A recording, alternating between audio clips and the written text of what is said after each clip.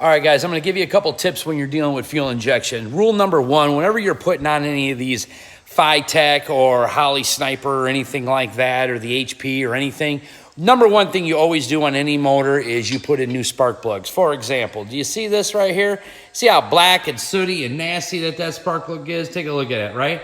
But here's where it gets even better, especially when you're dealing with customers.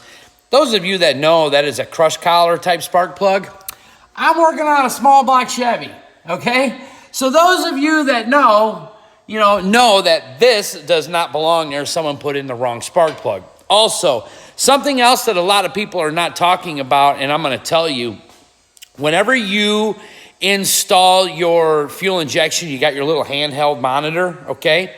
And you get it running and it's idling. Here's something very, very important you need to pay attention to.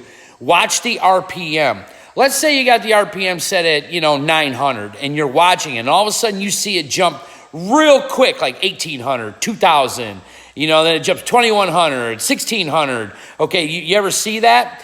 And then you'll notice that when it does that, the computer's thinking that, oh man, this thing, the RPMs just climbed like crazy. So for that split second, it dumps fuel in, okay, into the engine. Then it runs like crap. Then the O2's trying to take over and compensate, and the R's are just all over the place. And what ends up doing is it just causes all kinds of problems. You can't get it to go away.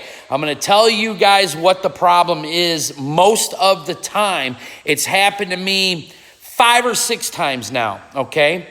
What's going on is the MSD box, for example, if you have an MSD box like this one here. Let me pull this out. Let me show you.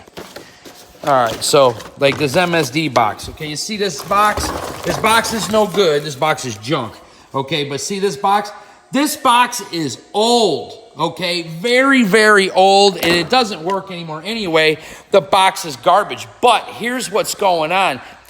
The tach signal is too weak in order to run the tach and run the fuel injection system.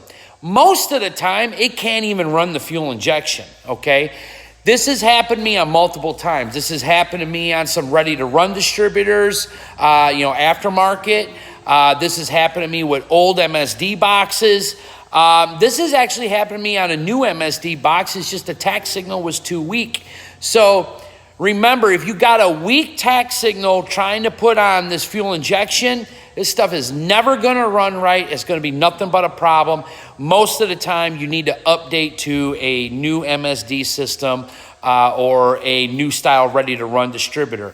I know Edelbrock makes a ready-to-run distributor. They had a problem in the beginning because I was like the first one to try to do that with Edelbrock's ready-to-run with the fuel injection, and it will not work. But since then, they have fixed that I know of. But other than that, those are the things that usually get all these fuel injection kits sent back. So take a look at that first, check that out. Oh, and also something else I got to tell you, one last thing. The cam setting on these things, especially on Holleys, I'm going to be honest with you.